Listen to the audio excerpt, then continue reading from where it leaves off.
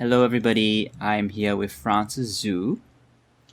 And I met Francis, just a little bit of background to Francis. I met Francis at a workshop that David Hoffmeister did. And it was David and Francis who were giving the workshop in London here. I think, when was it, Francis?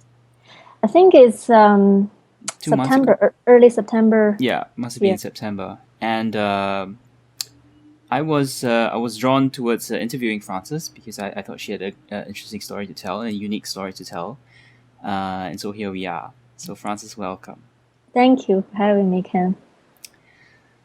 Now, Francis, you've had quite a ride, so to speak, in this lifetime.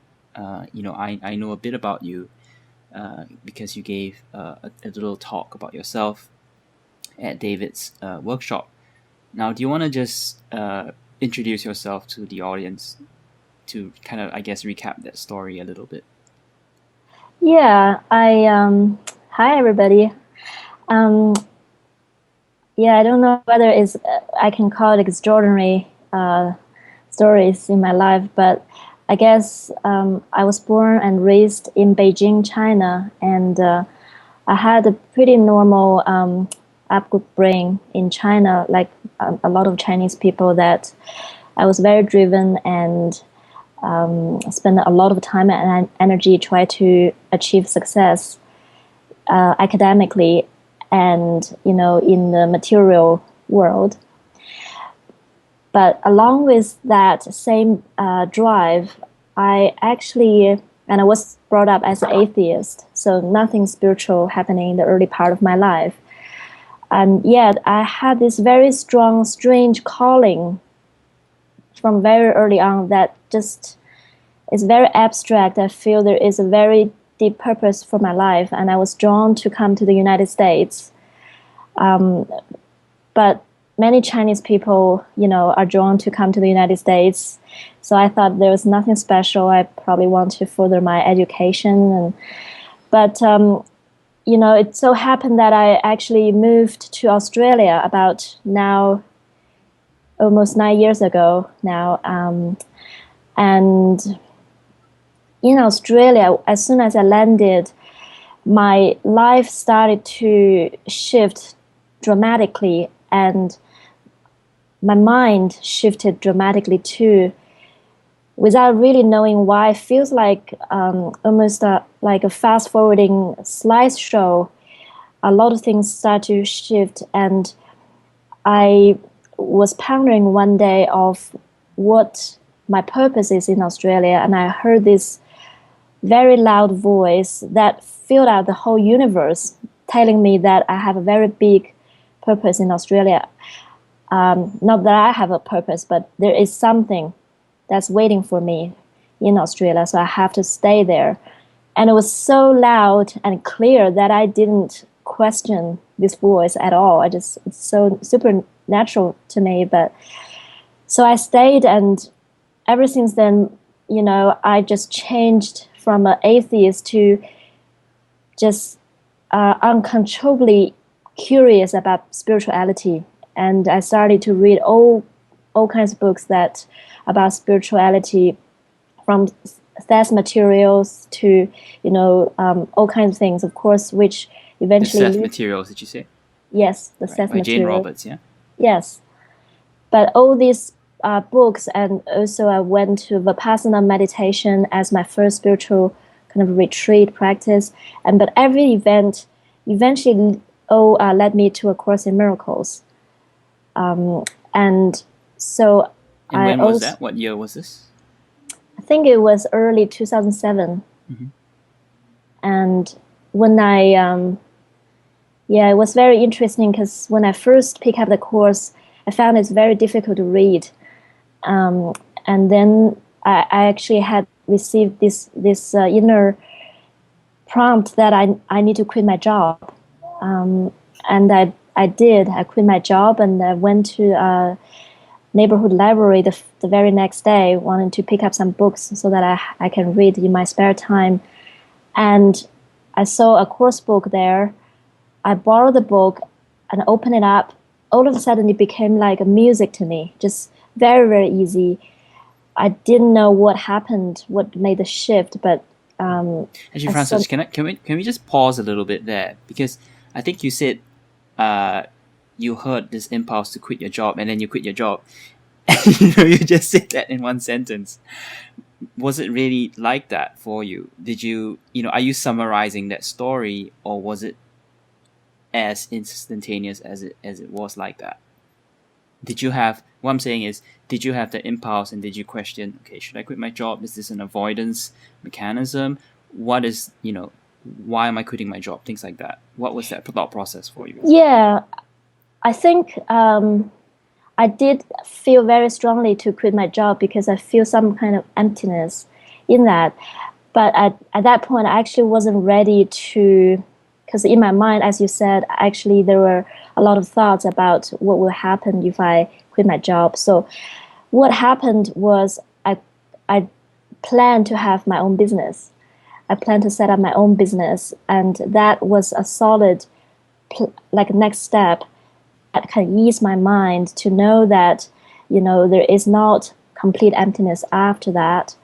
But that was at that point a step that I took as just to follow this inner prompt that took me out of the corporate job, and I started my own business, which now when I look back, it's a very important step because it frees me up to really dive into the course and give me a lot of chance to ponder on my life, and eventually that leads to the step where I just let everything go. What kind of job was it? You mean the corporate job? Mm. It was a financial planning job in a big company in Australia. And I also know that you're, I guess, you talked about Ramana Maharshi. Were you greatly influenced by Ramana? I feel a deep resonance with his teachings. So I don't really know how, to judge whether I'm deeply, but I can say I have read everything that is in the public domain that's, documented about Ramana. And I did try to use his or apply his self-inquiry technique. And yet, for some reason, it doesn't really work for me. For me, I noticed that that self-inquiry actually becomes a formula in my mind. And I would do the question, but not really questioning it. I do the lip service. I do the mental process. Right. So it's not real self-inquiry. It's kind of intellectualized. It is, without me really knowing how to question it deeply. I thought I was doing it. So but then at the same time, I feel very drawn to the course at the same time, and so maybe I would just recap a little bit. I picked up the course, and it was very, very easy to read. I started a Course in Miracle group in Sydney, Australia, and start to just, I don't know, facilitate would be the best word to describe it. Facilitate the group, but it was intellectual talking and try to analyze, understanding Jesus' teaching. Until I met David in one of his retreat in Australia, where I just had this deep experience. I actually felt I'm home. That kind of experience, and it's beyond my understanding. And that it was just so profound that I felt I need to let everything go to make room to have that in my life, whatever that is. Okay. And one of the teacher who actually traveled with David, he he asked me in the retreat, he said, what do you want, Francis? And I said, I want to fly with you guys. That, metaphorically and literally as well. And he said, what's stopping you? And I said, I had a husband, I had a business, and I had a house. And he said, so what do you think you need to do? And I said, I need to let them go. Let all of them go, because I live a life for them and wasn't really for my calling. And when the calling became very obvious and tangible, I just couldn't ignore it anymore. And I thought, if any of the things in my life is not gonna support me to fly, then it's time to let them go. And that's probably just started this process of letting go. And how long ago was that? 2.5 years ago. So ever since you've been traveling with David and teaching with him? No, I first came to his community just to practice as, a volunteer, just to really serve and really live the principle, not really a lot of teaching or talking even. That's one thing people notice in these communities. Very rarely we talk about this world is an illusion. It's not real. It's all good, It's all going to be perfect. The script is written. It's very rare. We don't talk about that anymore, because let's just be very honest. And where is our experience right now? And we start from there and we practice. So I did that for like about 1.5 years, just really serve and watch my mind and watch all the ego patterns and share private thoughts and live a life of no people pleasing. And really another thing that I have to say that brought back to our discussion about Ramana Maharshi is, I see this a course, and especially living in this community, the practice is about following Holy Spirit guidance without any compromise. And that's really what we're doing here, is to use everything to try to tune in with this guidance and then follow without any compromise.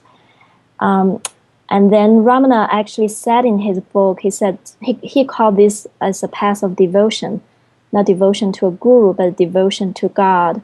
He said one path is the self-inquiry, another one is the devotion, then you basically completely let yourself disappear in the will of God and follow without any compromise, and the self will be undone. And eventually you see these two paths are the same. Mm-hmm. And that's my experience as well, because knowing that the self-inquiry method to me is more like lip service, but to really follow, tuning to Holy Spirit's guidance and follow and watch the resistance and the ego want to survive and has its own will, and then to gradually dissolve that, it really leads me to this authentic place to question, who am I really? But that's self-inquiry in the first place. So yeah, right. It all comes back to the same thing, isn't it? Yes. Well, no, I think it's great. I mean, whatever method works for you, whatever. I mean, we all have different paths. Now, there are a number of points in what you just said there, which obviously will raise a couple of eyebrows. And I'm sure you've had people who are, around you, especially, your family, who kind of question, obviously looking at somebody who's met somebody, very charismatic, and then suddenly dropping everything to go travel with that person. You know what these people are going to think. So, how would you respond? How would you, well, obviously there's no need to justify, right, what you're doing, but how would you, in a loving way, explain to them what is going through for you and why is it so important for you? Mm. Yes, I did perceive a lot of just confusion from my family and disapproval. But really, I just followed it with this feeling in my heart, and that actually was very, very strong. I couldn't resist it. Mm-hmm. So at that point, I really didn't know how to explain to them. All that I could say is, there is a calling for me. If I feel like I really truly feel it was God calling me to do something. I don't really know, but I have to see it for myself. And if it is not it, that's fine. But I have to experience to myself. Mm-hmm. I have to follow this strong. And they did also feel that I was very selfish because there was a lot of expectations, in a family and in a relationship of you should live for other people's, you should be responsible too of how other people are feeling, not just follow your own so-called joy and calling. So it was like, yeah, at that point was just really a discernment and decision of, do I want to follow this huge inspiration that is just like erupting volcano, or I want to follow the guilt? I want to follow, or act based on fear and guilt of consequences. Mm. And I felt like my whole life was about living and acting as a, out of a fear of consequences, about protecting, defending, and saving for the future. But this time it feels, I was called to live a very different life. It's not about future. Mm-hmm. It's not about past. It's about just following what is really very strongly calling me in my heart this moment. And just to play, devil's advocate, couldn't you practice the course where you were in Australia doing what you were doing with your husband and so on and so forth? Because, as we all know, the course is very practical in that aspect. It doesn't tell us to go someplace or do certain things. It's a philosophy, isn't it? Yeah, you're right. Theoretically, yes, you can do that, but we can't undo the ego by ourselves. It's like this whole world is set up by the ego, and we feel we are lost in this maze. We need someone who knows to lead us out. Really, it's a mind work. It's not really about leading the body out. We're not really seeking the freedom of the body. We're seeking the freedom of the mind. But the mind is so invested. The mind is heavily identified with the body and is so heavily invested in protecting this identity, and then build all kinds of concept and relationship really to protect this identity. So to unwind this investment, we need someone who is above the world. That's the Holy Spirit. Mm-hmm. And so that's why when the Holy Spirit calls me to do things, I figure out I can, but I can't undo the ego. I have to follow him. And I don't really know why he calls me to do certain things. But after, the past 2.5 years, I could really honestly say everything that he asked me to do is for this one purpose of undoing the self-concept and guilt. And you know my next question, right? No. How do you know it's the Holy Spirit? Yes, that's the $1 million question.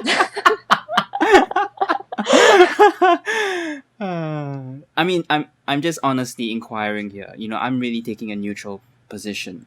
Yeah. Because personally speaking, I've been involved, or I've been to Buddhist communities, right? I've been to Plum Village in France, where I've seen 12-year-olds decide to be monastics.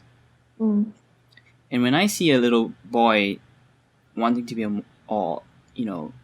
being so influenced by the community there and deciding to drop everything to join the community, there's part of me that questions, does he really know enough to join the community? But obviously that's a special case because, of a 12-year-old.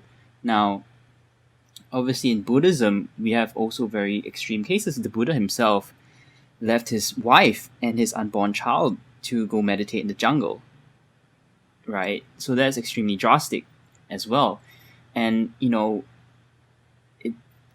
anybody who would do that in modern day and time would get judged left, right, and center, and would be saying, they would be saying this guy, the Buddha, is abandoning his responsibilities. He's being, he's pursuing a path of escapism. And I certainly saw that as well with a lot of people who go to these communities, even if they are genuine communities, really heartfelt communities like Plum Village. Again, from my experience, that's what I know. I could definitely see a threat of escapism with that, trying to avoid the problems. Yeah. But anyway, that's my line of, that's where I'm coming from. And that's why I wanted to interview you, because this is an interesting case for people to look at. Yeah, that's it's a confusion for me as well. From the very beginning, because I never believed that I could hear the Holy Spirit, and I actually didn't even believe that Holy Spirit would guide us in a specific way. But the Course actually said the Holy Spirit will guide us. It is written in the Course, and Jesus did guide Highland Shackman in many, many specific cases. So the thing is, I started to really pray, about being able to hear the Holy Spirit. And at the beginning, it was confusing because I feel there's almost like an impression of where to go, like this direction. But then, the ego will jump in anyway, will tell you, this is, the ego, because you will get this and that, or you will lose this and that. Because then that's got confusing in my mind. I don't really know. But it was like a process of act out and see for myself. If I pray and I receive some kind of impression or prompt, then I will follow it. Then I will see how sometimes, most of the case, I have this overwhelming peace come to me. And also the prompt always make me feel joyful. Is not really as another, it's not out of fear of I'll try to escape something. It's always this inspiration, and I follow that kind of inspiration, which eventually will give me a lot of peace. So it's sort of like, Holy Spirit is very abstract, and it's talking to us, but it's like your mom is talking to you in a crowd. You will identify her voice straight away. Why? Because it's familiar. And if a stranger is trying to talk to you, you can't really hear it because it's not a familiar voice.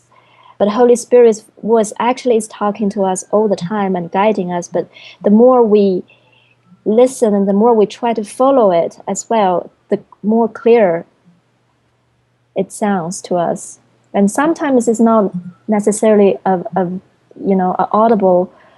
Sometimes it comes to me as audible, and sometimes it's a flash of image in my mind. But most of the time is this feeling, this overwhelming, peaceful feeling, and a burst of joy or inspiration. And sometimes it's a reflection of different signs and symbols. Yeah, I understand. I mean, if you ask me that question, how do I know it's the Holy Spirit? I wouldn't be able to answer you. I'll be like, I don't know either. I mean, but I think it's the Holy Spirit, and like you say, every time, if I personally do what I feel is the Holy Spirit telling me to do, then inevitably, or very often the case, that it comes out in an unexpectedly good way. Often it brings about results or It's a peace of mind which I never would have had if I tried to solve it on my own. Yeah. Yeah, and a lot of time lately, I started to realize that the prompt and the guidance I receive is not for this body anymore. It's for other people. Like I will have this strong prompt to do something, and then the result is for the best of other people. It's the best for. So I started to really feel, wow, I follow the spirit, and it's for the best of the whole. And I know where this feeling comes from, like this prompt comes from inside of me. Mm-hmm. So somehow, somewhere, I know inside of me what is best for the whole. That leads me to really question who I am. Am I really this body? Or actually there is a part of me that knows what is best for the whole and is the best for the whole. Okay, just to rewind a little bit there. You said something that was, well, I know that in the Peace House and in David's teachings, you guys practice two principles. First of which is no private thoughts, and the second of which is no people pleasing. Now, do you want to just talk a little bit about the first one and why that's important? Yeah, no private thoughts. Well, it's again, we really don't have private thoughts. Our minds are all connected. But as long as we still identify with the ego, we try to protect this separate self-identity. And then we try to be exclusive and competitive. And we think that we have all this secret. It's really just a made up to think that we have private thoughts and we all act on our own interest against each other. I have my own secret. All this is just to protect this self-identity that's made up. So that's why it's very important to share the private thoughts and to really see that nothing is really personal. And also another thing is, we have been just accustomed to suppress the guilt, the judgment, because we believe we have all this secret. We're so evil. We all act and think out of our own best interest. So we all have this guilt, thinking that. And then we suppress all this guilt and judgment of ourselves very deep down. And Holy Spirit will not be able to reach it and heal the guilt if we're not allowing it to come up and give it over to the Spirit. Can we not do that in our minds, though? What I guess where I'm coming from is this fear or concern that such a process could be abused. Because, as we all know, we're all full of shit. And if we allow that to come out in a group setting, it could be extremely destructive. And I guess what I'm saying is, can we not have this principle, but practice between us and the Holy Spirit, and not between people? Because ultimately, it is about the Holy Spirit, isn't it? Yeah, it is. It is. And yes, you can do that. But if it keeps coming back to the mind, if you, for example, if you have a grievance towards someone and you say, I want to forgive this grievance by giving it over to the Holy Spirit. Mm-hmm. And then the next day comes back. You see the person, the grievance came up again. Then that really means that you haven't given it over to the Holy Spirit. And there is some kind of block in the conscious mind that you are holding on to without really willing to let it go. Mm-hmm. So knowing that sometimes people really can use to think, I will just do it in my mind to avoid this exposure. Actually, because there is actually a fear of exposing to my brother.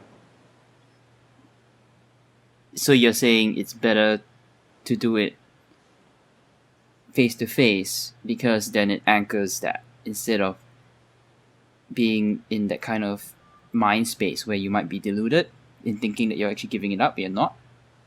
I can't really say in every situation it's better to do it face to face.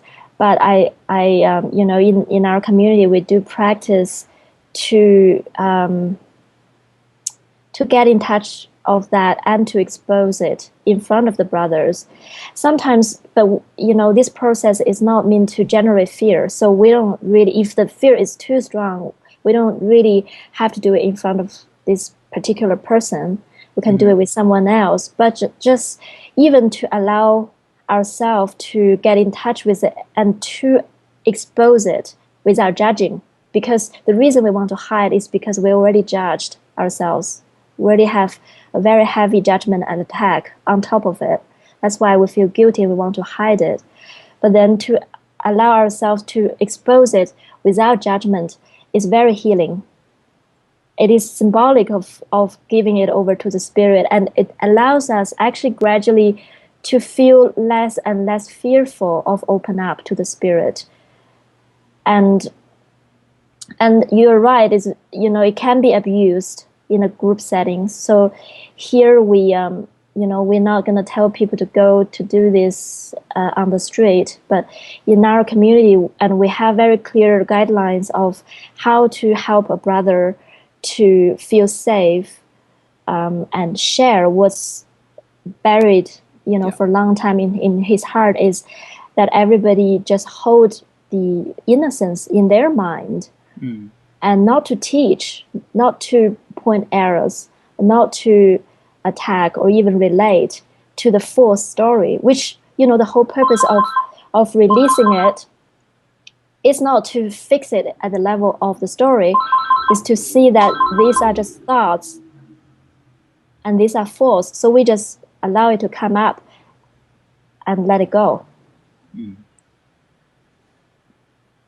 Yeah, I mean, there's a book. Have you heard of Nonviolent Communication?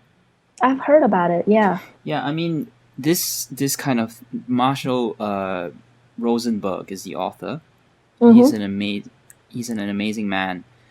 I really highly recommend for anybody who wants to facilitate this kind of process to investigate nonviolent communication, because to me, actually, nonviolent communication and its principles is something that is absolutely required. We have to train ourselves to be able to speak and communicate in a way that doesn't place judgments or wants or our coloring on someone else's actions. But anyway, just wanted to put that out there for people about this process. Now, there's a lot we can say about that, but I think what works for a certain set of people is what works, right? And if it doesn't, then you don't need to accept it. Now, the other thing which I wanted to talk to you about is China. Okay. And obviously, because I'm Singaporean and you're Chinese, and I'm obviously very keen to interview Chinese people and Asian people in general who are practicing the course. And I know that you guys have been to China to do a little bit of teaching, and obviously because you're Chinese, you speak Chinese. That's it's 自己人, right? I mean, you're your own indigenous people there, whatever you want to call it. Do you want to tell us a little bit about how it feels to be Chinese, and what is the Chinese view of the course, and it's kind of like a couple of things that happened in China when you were teaching the course? What was it like? Right. Well, it was really a trip for me to, the first time that I went there with David was exactly a year ago. And before that, because I left China for about 8 years at that point, and I left when I was atheist. So in my mind, I had this impression that, nobody in China practiced anything spiritual, because none of my friends were, and so I was very doubtful to go back to China, and wasn't sure what kind of reaction that we'll have. I think that's true of our generation. Yeah, that's right. But actually, before I went back, I remember David said something to me. Said it's going to be different because your mind changed so much, and it's all reflection of the mind. So it's going to be very interesting. So anyhow, we went last November, and it was overwhelming because I have never seen, in any other country, the people are so thirsty for truth, and they don't care about how you call it, God, Buddha, truth, doesn't matter. Like they were passionate about knowing, just give us straight what is true. And also the fact that they can recognize the essence beyond words. Christian language and A Course in Miracles is not their language. A lot of, we went there first and we had about 90 people came to our 5-day workshop, and most of them are not Course in Miracles students. So, but they recognize, the truth behind the words and the presence that's there. So is it mainly a New Age crowd? No, I don't really think, in my mind, because I don't really know what New Age is. I'm thinking about angels and, I don't really know. That's my definition. What do you say? What, like angels? Angels. All right, angels, crystals, okay. that kind of. Dolphins. But no, they're just, a lot of them are Buddhists, actually, and they recognize with the truth, and they just so fascinated with Holy Spirit and that Holy Spirit's guidance, and get in touch with that, and they are very grateful that it's practical as well, because when they were reading the Course or other, they thought it's just let go, forgive, not really knowing what that really means. So they just resonate with the teaching so much, and we were really blown away. We were very, very touched the first time we went. And then that led to the second time, the third time. I just, have to say that the Chinese people now, in my perception, actually is just very, very eager for truth. They're longing for truth. Yeah. I mean, obviously, that's the consequence of Chinese political system, isn't it? With communism, there was a big stamping out of these kind of practices because there's a threat to the state. Would you agree? Yeah, and I think I'm very glad to see that actually hasn't really caused.